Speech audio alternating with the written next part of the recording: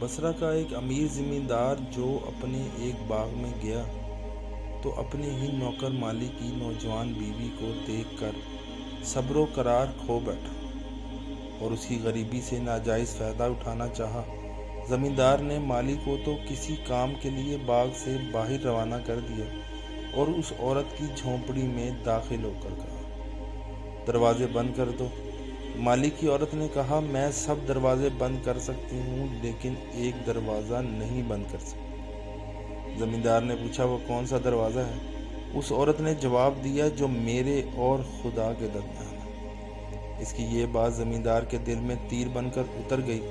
وہ بہت متاثر ہوا اور فوراً عورت سے معافی مانگی اور خدا کی بارگاہ میں سچی توبہ کی۔ بے شک ہمیں بھی اللہ سے ڈرنا چاہیے اور اس کے خوف کو ہمیشہ اپنے دل میں قائم رکھنا چاہیے۔ جزاک اللہ۔ اگر آپ کو میری ویڈیو اچھی لگی ہے میرے چینل کو سبسکرائب کر لیں، لائک کر لیں اور کمنٹ سیکشن میں جا کے کمنٹ کر لیں۔